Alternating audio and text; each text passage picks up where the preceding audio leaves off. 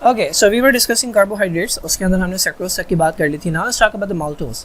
Maltose जो है उसे माल्ट शुगर भी कहते हैं। ये इंटरमीडिएट डाइसैकेराइड है। जब आपका स्टार्च टूटता है या जो ग्लाइकोजन टूटता है तो आपको पता है कि माल्टोज बनता है। जो अमाइलेज है वो जब तोड़ता है इन्हें तो वो माल्टोज बनाता है। तो ये इंटरमीडिएट डाइसैकेराइड है, यानी दरमियान में बनने वाला। ठीक है, माल्टोज जो है ये जर्मिनेटिंग सीड्स के अंदर आपको देखने को मिलता है, क्योंकि जब सीड जर्मिनेट हो रहा होता है तो उसके अंदर जो स्टार्च होता है उसको कन्वर्ट किया जाता है माल्टोज के अंदर पहले, और फिर उस माल्टोज को कन्वर्ट किया जाता है ग्लूकोज के अंदर, और फिर वो ग्लूकोज जो है वो यूटिलाइज होता है प्लांट को प्रोड्यूस करने में, यानी जो एनर्जी चाहिए होती है इनिशियल डेवलपमेंट के लिए।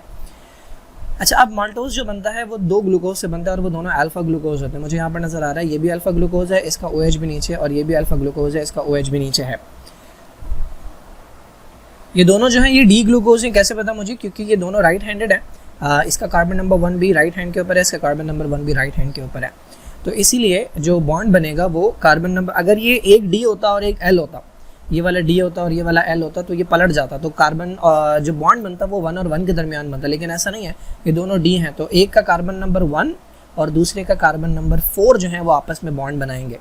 तो होगा क्या, इसके कार्बन नंबर 1 से OH निकलेगा, इसके कार्बन नंबर 4 से हाइड्रोजन निकलेगा। जब दोनों तरफ से एक एक मॉलिक्यूल निकलेगा तो दोनों के पास बॉन्ड बनाने की एबिलिटी आ जाएगी। तो ये जो बॉन्ड बनेगा ये बनेगा अल्फा 1 4 ग्लाइकोसाइडिक लिंकेज। ठीक है, कार्बन नंबर 1 और कार्बन नंबर 4 के दरमियान जो है ये ऑक्सीजन बीच में आ गया, कार्बन नंबर 1 और कार्बन नंबर 4 के दरमियान जो है ये लिंकेज बनेगी। So this is how maltose जो है उसके अंदर लिंकेज बनती है अल्फा 1 4। जो सुक्रोज था उसके अंदर अल्फा 1 2 थी, जो माल्टोज है उसके अंदर अल्फा 1 4 ग्लाइकोसाइडिक लिंकेज होती है। लैक्टोज की अगर हम बात करें तो this is known as milk sugar. इसके अंदर कौन से 2 मॉलिक्यूल्स जुड़ते हैं? इसके अंदर बीटा ग्लूकोज जो है वो आपस में जुड़ते हैं। सॉरी, एक बीटा ग्लूकोज है और एक बीटा गैलेक्टोज है। ठीक है, जो लैक्टोज बनता है वो ग्लूकोज और गैलेक्टोज से मिलकर बनता है। So this one is beta galactose. ठीक है, कैसे पता मुझे बीटा है? क्योंकि बी है, लेवल अप हो गया। सो अब अपवर्ड है तो ये आपके पास, और ये आपके पास बीटा ग्लूकोज है क्योंकि इसके अंदर भी कार्बन नंबर 1 के ऊपर जो OH है वो ऊपर मौजूद है। इसके अंदर जो लिंकेज होती है वो 1-4 होती है। जो माल्टोज वाली लिंकेज थी वही होती है, बट फ़र्क ये है कि उसके अंदर अल्फा 1-4 थी, इसके अंदर बीटा 1-4 है। तो ये डिफरेंसेस आपने याद रखने हैं। तो इसका जो OH ग्रुप है वो यहाँ से रिमूव हो जाएगा और यहाँ से हाइड्रोजन निकल जाएगा, तो दोनों तरफ एक बॉन्ड बनाने की एबिलिटी आ जाएगी। तो ये 1 और 4 के दरमियान ये ऑक्सीजन खींच के आप बीच में ले आएँ और इधर से जोड़ दें, तो ऑक्सीजन खींच के बीच में आ गया और कार्बन नंबर 1 और कार्बन नंबर 4 जो है ये आपस में जुड़ गए। So this is alpha 1-4 glycosidic linkage. तो ये आपकी लैक्टोज के अंदर पाई जाती है। अच्छा, एक छोटा सा कॉन्सेप्ट है reducing and non reducing sugars का। ठीक है, अब ये क्या है? तो पहली बात आपको ऑक्सीडेशन रिडक्शन की डेफिनेशन पता होनी चाहिए। ऑक्सीडेशन कहते हैं लॉस ऑफ इलेक्ट्रॉन को और रिडक्शन कहते हैं गेन ऑफ इलेक्ट्रॉन को। अच्छा, अगर कोई कार्बोहाइड्रेट है जिसके अंदर ऑक्सीडेशन हो सकती है, यानी वो अपने इलेक्ट्रॉन्स क्या कर सकता है? अपने इलेक्ट्रॉन्स दे सकता है, और जाहिर है वो जब इलेक्ट्रॉन देगा तो वो इलेक्ट्रॉन किसी दूसरे मॉलिक्यूल में ऐड होंगे। तो जिस भी मॉलिक्यूल में वो इलेक्ट्रॉन्स ऐड होंगे, फॉर एग्जांपल ये कार्बोहाइड्रेट है, ठीक है, इसके पास ये इलेक्ट्रॉन्स हैं, ठीक है, ये इसके साथ जुड़े हुए हैं, और ये XYZ कोई मॉलिक्यूल है, इसके पास इलेक्ट्रॉन्स की कमी है। तो अगर इस कार्बोहाइड्रेट में से इलेक्ट्रॉन निकल सकते हैं और इसमें ऐड हो सकते हैं, तो इस कार्बोहाइड्रेट में क्या होगी? ऑक्सीडेशन। ये कार्बोहाइड्रेट ऑक्सीडाइज हुआ है क्योंकि इसमें से इलेक्ट्रॉन्स लूज हुए हैं, और इसमें इलेक्ट्रॉन्स ऐड हुए हैं, तो इसकी क्या हुई है? इसकी रिडक्शन हुई है। अगर कोई कार्बोहाइड्रेट ये काम कर सकता है बिना टूटे, यानी कार्बोहाइड्रेट एज इट इज़ पड़ा हुआ है और ये अपने इलेक्ट्रॉन दे सकता है और इसमें इलेक्ट्रॉन ऐड हो सकते हैं, इसको तोड़ने की ज़रूरत नहीं है, विदाउट हाइड्रोलाइज, तो ऐसा कार्बोहाइड्रेट जो है वो कहलाता है रिड्यूसिंग शुगर। ठीक है, तो कोई भी कार्बोहाइड्रेट जो बिना टूटे अपने इलेक्ट्रॉन्स जो है वो ऐड करवा सकता है किसी दूसरे मॉलिक्यूल के अंदर, तो वो कहलाते हैं रिड्यूसिंग शुगर। और वो कार्बोहाइड्रेट के जिन्हें पहले टूटना पड़ेगा, तब उनके अंदर ये एबिलिटी आएगी कि वो ऑक्सीडेशन कर सकें अपने अंदर और वो किसी को रिड्यूस कर सकें, तो these are known as non reducing sugars. ठीक है, तो जितने भी मोनोसैक्राइड्स होते हैं, ग्लूकोज है, फ्रक्टोज है, गैलेक्टोज है, ये मोनोसैक्राइड है, जो सिंगल वाले सिंगल कार्बोहाइड्रेट होता है। और जो डाइसैक्राइड है उनमें से 2, कौन से 2? आपका जो माल्टोज है और आपका जो लैक्टोज है।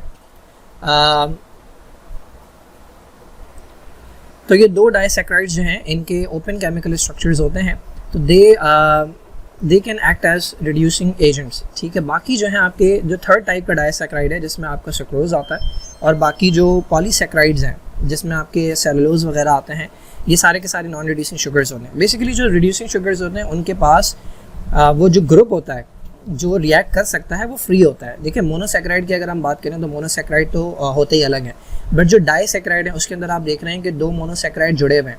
तो जो सुक्रोज होता है वो क्यों रिड्यूसिंग शुगर नहीं है, क्योंकि उसका जो रिएक्ट करने वाला ग्रुप होता है वो बॉन्ड बना चुका होता है।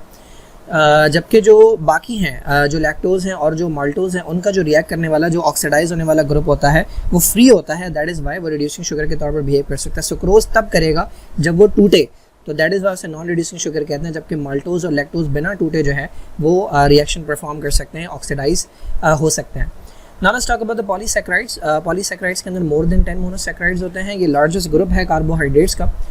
अच्छा, पॉलीसैकेराइड्स की भी टाइप्स होती हैं। अगर किसी पॉलीसैकेराइड के अंदर एक ही तरह का मोनोसैकेराइड है तो उसे आप होमोपॉलीसैकेराइड कहेंगे, सिंपल। और अगर 2 तरह के मोनोसैकेराइड हैं तो उसे आप हेटेरो कहेंगे। स्टार्च की अगर हम बात करें, ग्लाइकोजन की बात करें, सेलुलोज की अगर हम बात करें तो इनके अंदर ग्लूकोज होता है। ग्लूकोज एक ही तरह का कार्बोहाइड्रेट जो है वो मौजूद होता है, एक ही तरह का मोनोसैकेराइड होता है। तो दीज आर कॉल्ड होमोपॉलीसैकेराइड। जबकि डिफरेंट काइंड ऑफ मोनोसैकेराइड से मिलने वाले के अंदर एगार आता है, ठीक है, पैक्टिन आता है और पेप्टाइडोग्लाइकन है। पेप्टाइडोग्लाइकन जो है ये एक ऐसा पॉलीसैकेराइड होता है कि जिसके अंदर डिफरेंट तरह के ये आपके लेवल के ऊपर नहीं है इतना डिटेल कि उसके अंदर कौन कौन से तरह के कार्बोहाइड्रेट्स होते हैं, बट उसके अंदर डिफरेंट टाइप के मोनोसैकेराइड्स पाए जाते हैं, तो इसीलिए उसे हेटेरो कहते हैं। ठीक है, जिस तरह उसके अंदर भी था, प्रोटीन्स के अंदर भी आप पढ़ते हैं क्वार्टरनरी जो है उसके अंदर होमोजेनस और हेटेरोजेनस होते हैं। अच्छा, पॉलीसैकेराइड्स का फंक्शन क्या है, तो ये रिजर्व फूड के तौर पे, एनर्जी स्टोर्स के तौर पे वर्क करते हैं। इसके अलावा स्ट्रक्चरल मटेरियल के तौर पे स्टार्च और ग्लाइकोजन फूड के तौर पे, एनर्जी स्टोर के तौर पे स्ट्रक्चरल मटेरियल में सेलुलोज आ जाता है और काइटिन आ जाता है, जिनसे सेल वॉल बनी हुई होती हैं। कन्वीनियंट स्टोरेज मॉलिक्यूल्स होते हैं। इनका लार्ज साइज़ जो है इनको इनसॉल्युबल बनाता है। हमने पहले भी देखा कि जैसे जैसे आप आगे बढ़ते जाते हैं कार्बोहाइड्रेट में मोनो सबसे सॉल्युबल होते हैं, फिर लेस सॉल्युबल ओलिगो होते हैं, पॉलीसैकेराइड इनसॉल्युबल होते हैं। तो ये रिजर्व फूड के तौर पर जो है ये बिहेव कर सकते हैं। अच्छा, इनका ना तो ऑस्मोटिक इन्फ्लुएंस होता है ना केमिकल इन्फ्लुएंस होता है सेल के अंदर, तो ये आपस में ये बस पड़े रहते हैं एक जगह के ऊपर। इसके अलावा they fold into compact shapes, that is why इन्हें स्टोरेज के तौर पर जो है वो इस्तेमाल किया जा सकता है।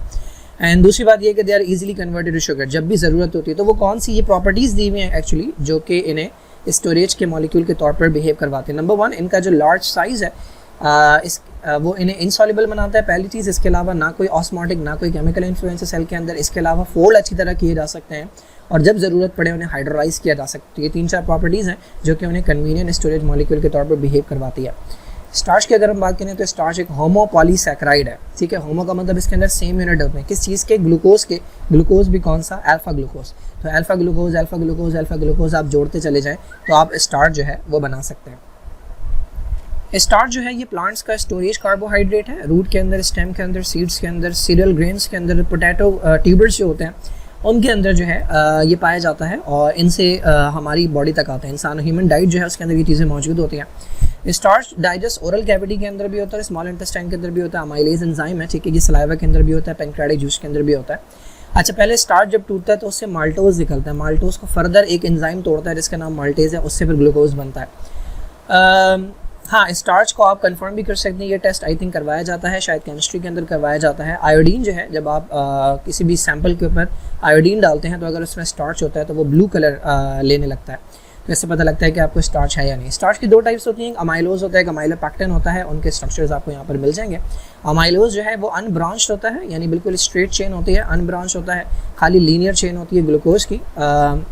और इसके अंदर जो ग्लूकोज जुड़े हुए होते हैं वो अल्फा 1,4 ग्लाइकोसाइडिक लिंकेज होती है, ठीक है। वही कॉन्सेप्ट है कि कार्बन नंबर 1 और कार्बन नंबर 4, ठीक है, कार्बन नंबर 1 और कार्बन नंबर 4, कार्बन नंबर 1 और कार्बन नंबर 4 जो है ये जुड़े हुए हैं। तो अमाइलोज के अंदर जो है अल्फा 1,4 ग्लाइकोसाइडिक लिंकेज जो है वो आपको देखने को मिलती है। अच्छा, जबकि ये हॉट वाटर के अंदर सॉल्युबल होता है, लेकिन खाली हॉट वाटर के अंदर, यानी रेगुलर वाटर के अंदर ये सॉल्युबल नहीं होगा। जबकि दूसरा अमाइलोपेक्टिन जो है उसका ब्रांच स्ट्रक्चर है, इसके अंदर लीनियर चेन होती है ग्लूकोज की, बट इसके साथ साथ आपको ब्रांचेस नज़र आती हैं। अच्छा, जो लीनियर चेन है वो उसके अंदर आपको मिलेगी, यानी अल्फा 1,4 आपको लिंकेज मिलेगी, तो ये 1 ये 4 ये 1 ये 4।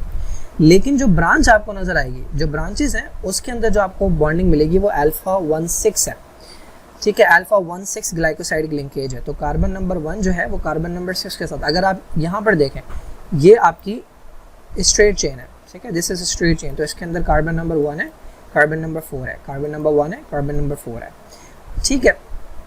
अगर ये कार्बन नंबर 4 है तो ये कार्बन नंबर 5 है, और ये ऊपर जो लगा हुआ है ये कार्बन नंबर 6 है। तो ये कार्बन नंबर 6 है और इसका ऑक्सीजन के बाद ये कार्बन नंबर 1 है। तो 1,6 जो है ये ब्रांच की बॉन्डिंग है। जो ब्रांचेस आती हैं वो 1,6 ग्लाइकोसाइडिक लिंकेज से जुड़ती हैं, और जो लीनियर है वो 1,4 ग्लाइकोसाइडिक लिंकेज। तो दो डिफरेंसेस हो गए। अमाइलोज के अंदर से 1,4 ग्लाइकोसाइडिक लिंकेज है, एंड नंबर 2 अमाइलोज सॉल्युबल होता है लेकिन खाली हॉट वाटर के अंदर। जो अमाइलोपेक्टिन है उसके अंदर अल्फा 1,4 के साथ साथ अल्फा 1,6 लिंकेज भी है, और दूसरी चीज़ कि ये कम्प्लीटली इनसॉल्युबल होता है वाटर के अंदर। तो ये दो डिफरेंसेस है अमाइलोज और अमाइलोपेक्टिन के अंदर।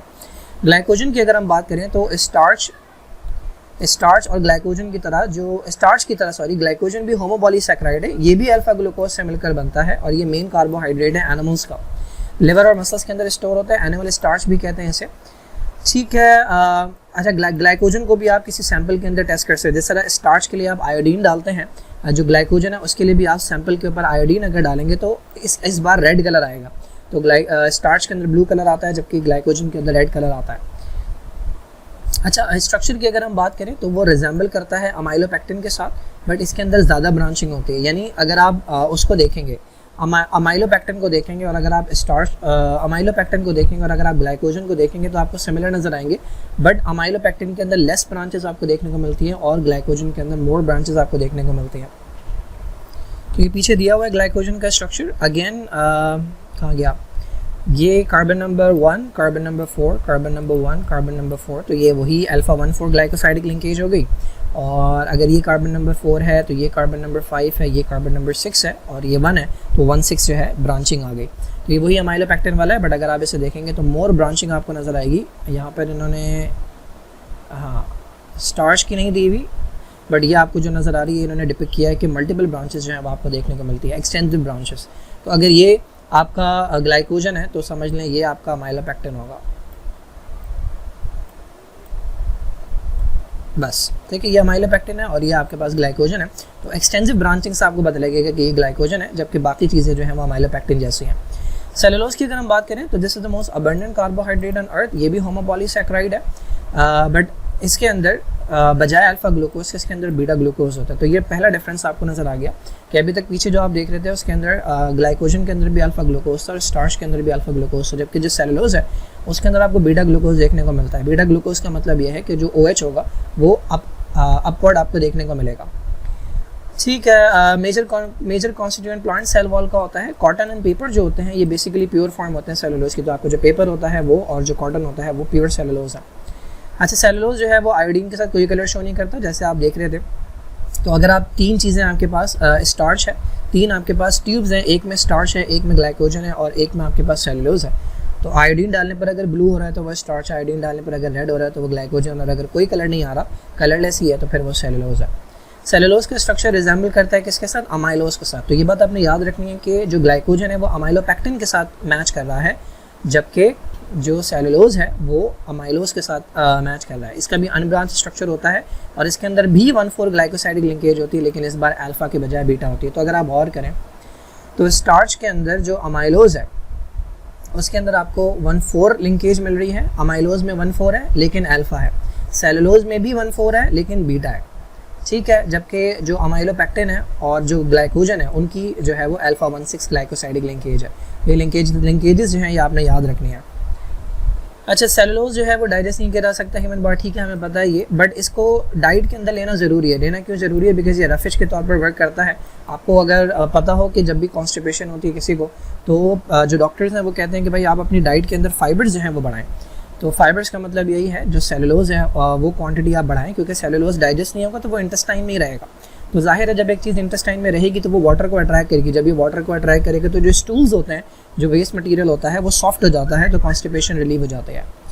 तो हर्बीवोर्स कैसे डाइजेस्ट करते हैं? उनके पास सिम्बायोटिक बैक्टीरिया होते हैं जो सेलुलोज एंजाइम सीक्रेट करते हैं। पहले वो सेलुलोज एंजाइम जो है वो सेलुलोज को तोड़ते हैं एक डाइसैकेराइड के अंदर जिसका नाम है सेलोबायोज। तो सेलोबायोज जो है ये बेसिकली डाइसैकेराइड है जिसके अंदर 2 यूनिट्स होता है, और इसके बाद फिर सेलोबायोज को तोड़ा जाता है ग्लूकोज के अंदर।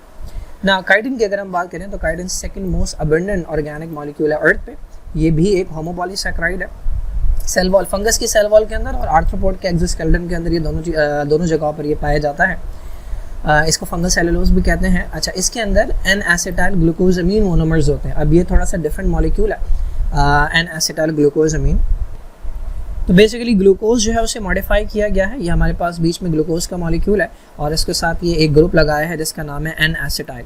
ठीक है, तो ये एन एसिटाइल ग्रुप की वजह से इस ग्लूकोज को आपने कन्वर्ट कर दिया एन एसिटाइल ग्लूकोजामीन के अंदर। तो ये एक यूनिट है, दिस इज़ वन मोनोमर। ठीक है, खाली ग्लूकोज नहीं रहा, अब ये एन एसिटाइल ग्लूकोजामीन है, ये भी एन एसिटाइल ग्लूकोजामीन है।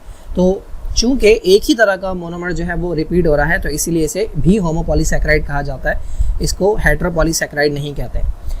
तो मोनोमर से मिलकर बना हुआ ये मॉडिफाइड फॉर्म है ग्लूकोज की। इसका भी अनब्रांच स्ट्रक्चर होता है, मतलब ये बिल्कुल लीनियर स्ट्रक्चर आपको देखने को मिलेगा और इसके अंदर जो बॉन्डिंग होती है वो बीटा 1,4 ग्लाइकोसाइडिक लिंकेज है। ठीक है, तो 1,4, बट ये जो ग्लूकोज है ये अल्फा नहीं है बल्कि ये बीटा है।